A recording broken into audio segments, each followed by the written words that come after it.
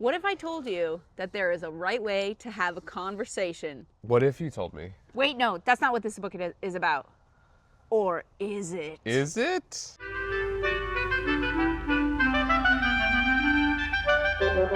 We did it! Welcome to another episode of Inside Thoughts Outside. We are two comedians who are also a married couple. Aww. You're not gonna hold my hand? Oh, Okay. sorry. Yeah. Aww. My bad. And today, what if I told you that there is a right way to have a conversation? What if you told me? Wait, no, that's not what this book is about. Or is it? Is it? I don't know. You've read it. I have not. Dun dun dun! Today we're talking about The Next Conversation by Jefferson Fisher. Jefferson Fisher is a trial attorney who also gives a lot of advice on how to healthier communicate. I love it. I love it, Jefferson. Thank you. Thank you, Jeff. Jefferson. Oh my God, I've never heard that name. Thomas Jefferson? Not as a first name. Not as a first name. Yeah. Do people call him Jeff or Jefferson? Jefferson. Jefferson. Probably Jefferson. Can I call you Samerson? Yeah, you can. Sure. I'll take it. Jefferson. Matterson. Man, it sounds like a name that a stegosaurus would have. I don't follow that, but I like it. I don't know. Explain like why. Urson feels like, I don't know, like adding Urson at the end, like Lukerson. I feel like that's a dinosaur's name. If you put Urson at the end of a short name, Steverson. What if his name is Jeff and the first-in is silent?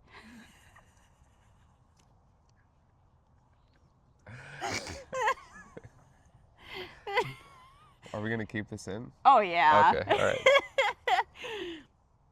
So I read the book. Sam has not yet. Should I take his mask off? Yeah, take his mask off. People will think we're weird. It's because he eats cat poop. It's for his own safety. He eats cat poop. He's addicted to it. Our dog Wren, that's why he has that hood on him, if you can see it. Woo! And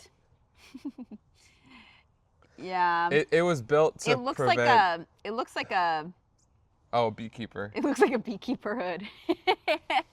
But he has to wear his beekeeper hood because otherwise our dog Wren, who is also the third member of our podcast. He's a poop keeper. He's the third co-host of the podcast series. Otherwise he'll eat cat poop. It's just how he is. We should do an episode on cat poop for him. Yeah, we should. So, some key highlights, some key takeaways. Sam hasn't read this book. I have. Mm-hmm. And I will never read it. Okay. Sorry, I'm feeling punchy. I like it. Some key takeaways were about confidence, for me, confidence, framing, the notion of framing, which we'll get into. Okay. And the power of the pause. Like, pause? Like dog pause, yeah.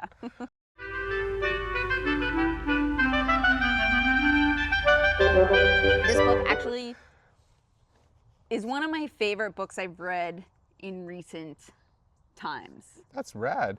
Can you share how you found out about this author, Mr. Jefferson Fisher? Yes. My coworker recommended his Instagram channel to me because he's very famous, specifically for giving advice on how to deal with difficult people. And I was dealing with a difficult person, and it wasn't me. Viewers at home, wasn't me. Wasn't Sam. It wasn't. And so my coworker recommended his Instagram account, and I literally watched every single video and took copious amount of notes, and then just literally used that as a script to talk with this person who I was having difficulties with. What if at the same time someone had recommended to them that Instagram and they had taken copious amounts of notes on that conversation, and then you guys just whoever won was just whoever had more copious notes against each other? That's the thing. It's like, how to talk to difficult people. But the thing is, at various points in our lives, we're all that difficult person. Right. We're the difficult Right? E and the difficulter. Yeah. Difficulterson. He's a Jefferson, if you may. So this book talks about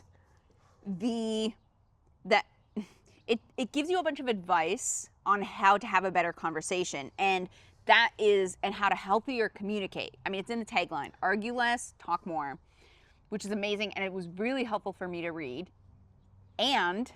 But whichever one you like better, it also really triggered my anxiety. And I don't think this is what Jefferson intended at all with his writings, but it triggered my anxiety in that I started thinking, getting kind of like obsessed, like, oh my God, like I have to communicate in a perfect way, and these are all the rules for how to do it. Oh, okay. Yeah. So there is that fine balance, I think, that we can also get into, you know? Yeah, I think what you're maybe talking about is like the difference between theory and then applying it to the actual reality. Theories are great in theory. But in practice, theories, not so Good great. grief. Good grief. That's what I Okay. say to theories. So after this podcast episode and you explaining it to me, I will be able to have the next conversation. Yes, you will.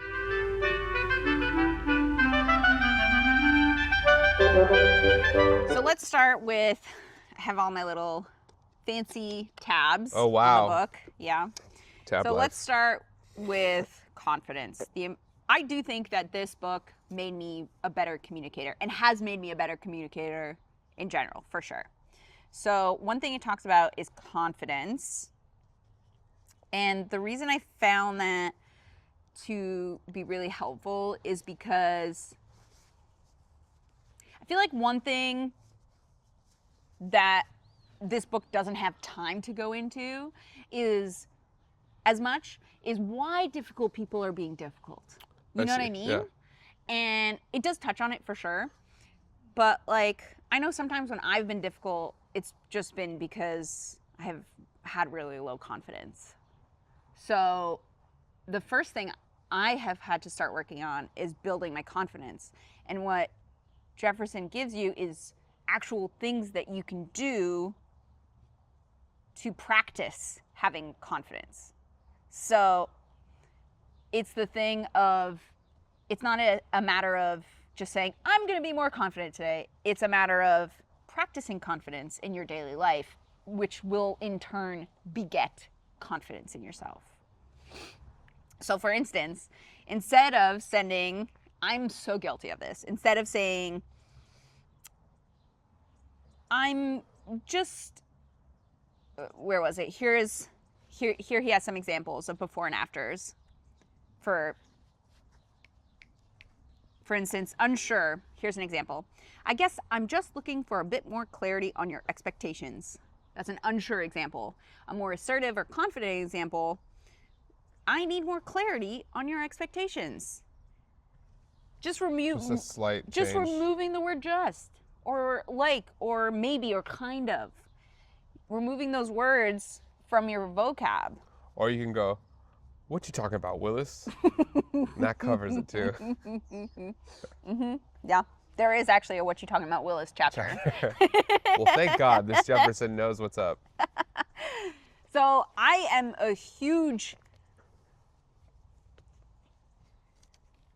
what's it called when you do something a lot? Fan? No. I'm a huge, Believer? no. It's not a believer. It's like, Doer? I'm a criminal. No. Oh, you're a culprit. I'm a huge culprit. Yes. I'm a huge culprit. High five. I'm a huge culprit of, especially in emails, kind of using the least confidence that you've ever heard. I literally once wrote an email in a professional setting to someone who was employing me, asking for more pay because I couldn't afford to pay for bills or my food. And then at the end of the email, I wrote, tee-hee. Where in the book does he talk about that method? The tee-hee method. Did you get the more money? I'm trying to remember. I think I did in the end, because just because you don't use an assertive voice doesn't mean that you won't get what you want, but it makes you feel bad about yourself. Mm-hmm. Like saying tee-hee made me feel bad because I was like really minimizing my struggles, minimizing the fact that I was being underpaid for a lot of work. Yeah. You know what I mean? And that just ultimately was bruising my own confidence. Jeez. So that's a little bit on confidence. What do you think so far? Do you feel more confident? I'm feeling a little bit more confident, but not much. It's because you have to practice it. Oh, it's my not God. about, it's not about just theory, it's about practice. Okay. Because theory is good grief. Theory in theory. That should be his next book. Theory in theory.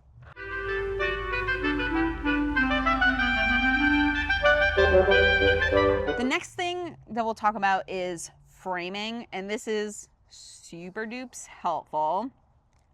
Honestly, just buy the book. It's really, really good. Or if you can't afford to buy the book, follow him on Instagram. There's a lot of really helpful stuff in there. So I really like the framing idea because I didn't know that there was a way to approach conversations. I would kind of just like go with spill your guts, tell everyone exactly how you thought and felt and what you experienced. And see where the cards lie after. Yeah, I could tell that was your approach. But the reason that that's good in the sense that I'm being honest and in touch with my emotions, but it can be improved by actually having a direction. Otherwise, the person who I'm communicating with can get really stressed out because they're like, where the hell is this going? Yeah.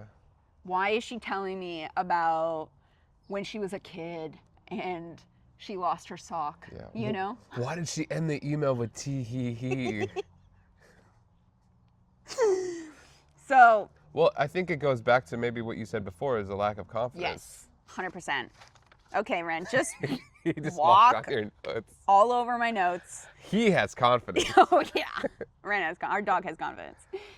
Yeah. So this is an example that he gives. Framing. We're back to framing. Framing, yeah. Cool. So in a relationship context, for example, how to frame something.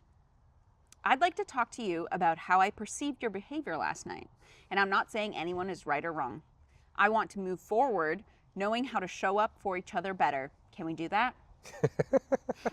The other person just throws you in a trash can. Yeah, like it does sound very like if you professional. Said that. It's like, oh yeah? Yeah, just like I think, sock them one where in the do you face. think it starts to feel like the person won't receive that well?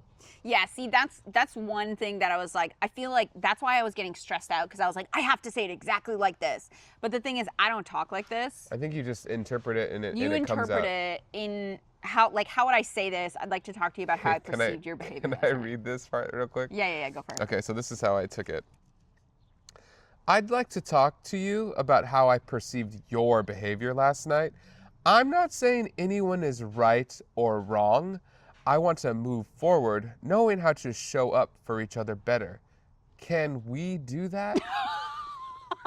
I guess this is where you emphasize it really is. the Because you reading the pronouns. it that way, I'm like, oh my God, I fucked up. I did something wrong. I am definitely in the wrong, and he thinks I'm an idiot. Exactly. So, okay. This is the part where, I mean, if this book were to cover every single way to say something There's ever, a million conversations. There's a million conversations, a billion contexts. And so it's a matter of taking that phrase and saying it in a way that makes sense for you. That's so funny, yeah. Right? Like reading it that way. Funny. That sounded completely different. I was like, man, Sam's an asshole.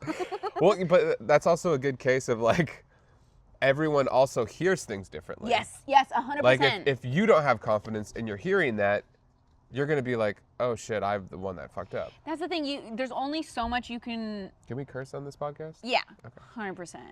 Our sponsors won't mind. Oh, that. Speaking of. Yeah. Gold Emblem water, the Gold. cheapest water we could find. Drink gold. So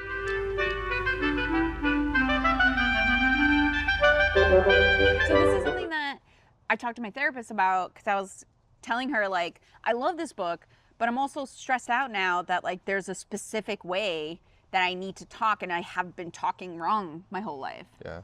But she's like, you can't control how other people are going to take something. You could say something in the most perfect way possible, quote unquote, scare quotes, and they could still be hurt. They could still misinterpret.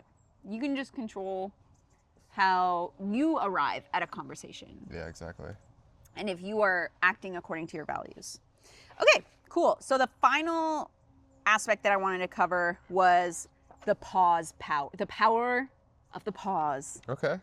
And how that helps in diffusing tension. So I am someone who tends to knee-jerk reaction, would you say? I mean, it depends. Emotionally. Yeah, emotionally you're knee-jerk reacting. Yeah, right? Yeah. Yeah, and so I've been trying to learn how to pause because that helps me take a beat to kind of see the conversation in a greater context. Why are you laughing? Because I'm like, what's the opposite of knee jerk? Like your knee is in a cast. Yeah, I need to cast my knee. I need to break my knee and cast it. So here's an excerpt. To stay in control, even in the most chaotic conversations, these are the 3 most effective tools I've developed. This is Jefferson, not me. This is still, I'm quoting him. Your first word is your breath. Step 1. Your first thought is a quick scan. Step 2. Your first conversation is a small talk. Step 3. And he goes into that a lot more than we're going to get into, but even just breaking it down in these 3 steps, when I feel triggered, take a breath, do a quick body scan, and have a quick convo with myself of reminding myself what my values are. So, and having a kind of pep talk with yourself in like a very brief sentence. So for me, what I've been doing is my pep talk has been, what was it? It's been something like along the lines of, I don't rush into responding.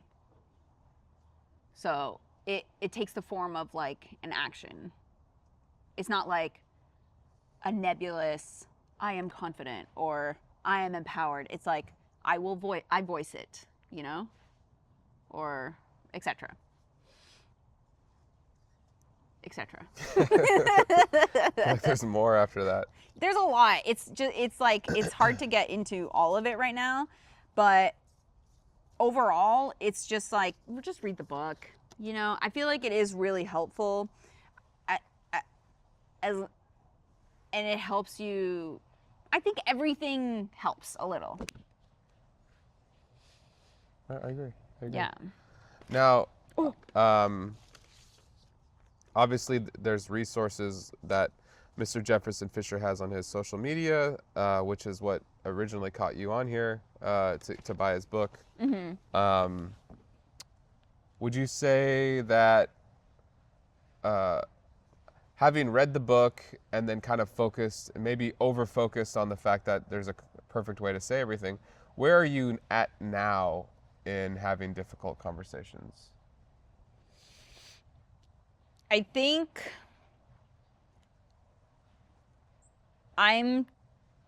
where I'm at now is I'm trying to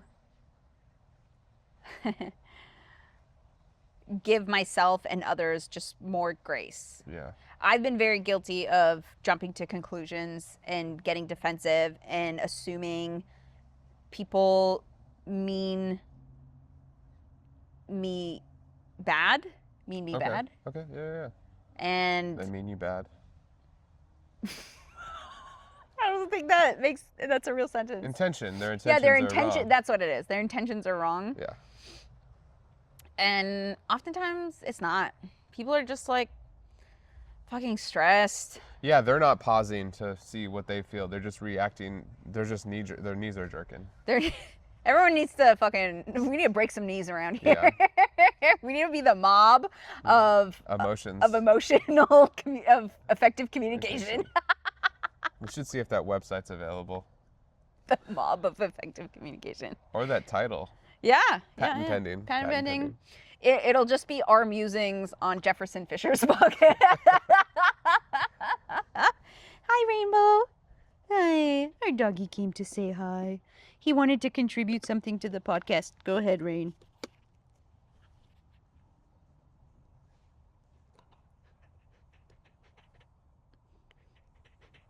Hopefully you got some hot breath sounds. So what I wanted to do was practice. So now you are an expert. Yeah, I've totally.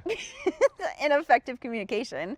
So now I want to practice what's an argument that you and I have had, not a serious one, but maybe just like a silly one that, you can bring up to me.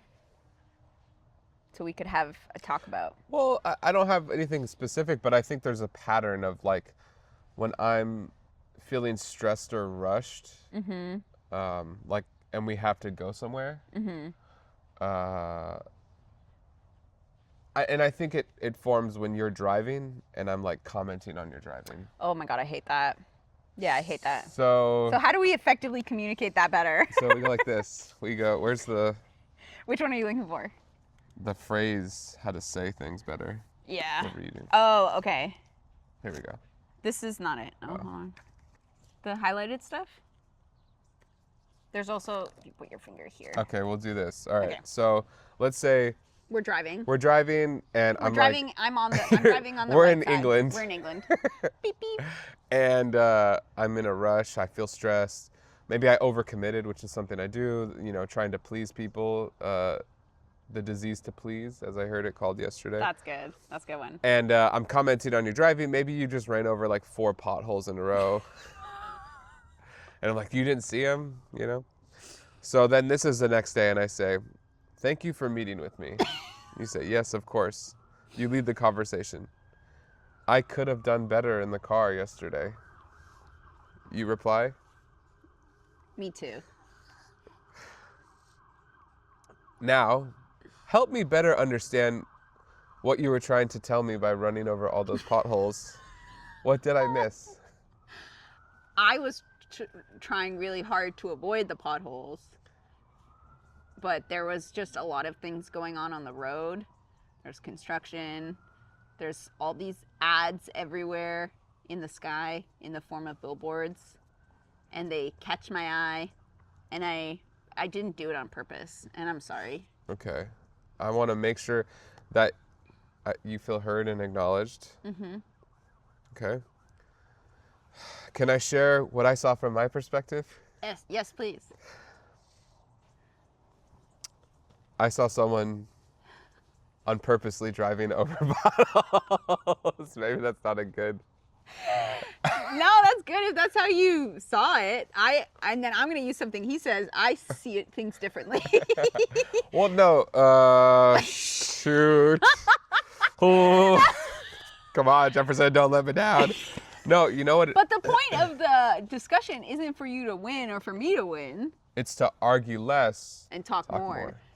So wait, let's wrap up that conversation, the pothole conversation. I actually think we wrapped up the conversations a previous time when you were pulling into a driveway and you clipped the front bumper on like the sloped part of the driveway. Yeah. And you said, "Oh, I can't see." Oh yeah. And that then was a big part. and then we were like, "Oh, we should get you a booster seat."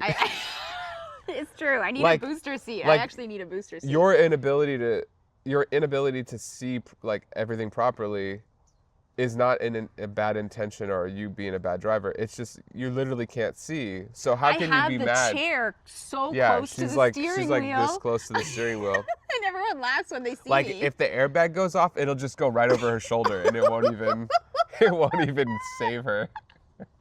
Yeah, no, that's true. So we did kind of realize that I also have low visibility when I'm driving. Yeah, so that's like At the bottom of anything in front of the hood of the car. yeah. Which is bad. And it's a small car. It's a compact car. Yeah. But still. So I'm short. yeah, I have a short torso. your legs are longer. I have yeah. long legs. So that gave me, not only did I understand, it made my anger mix, or how do I say it? It made my frustration or annoyance more misplaced. I'm like, oh wait, we can solve this together then. I like So, that. Our next sponsor will be boosters for adults.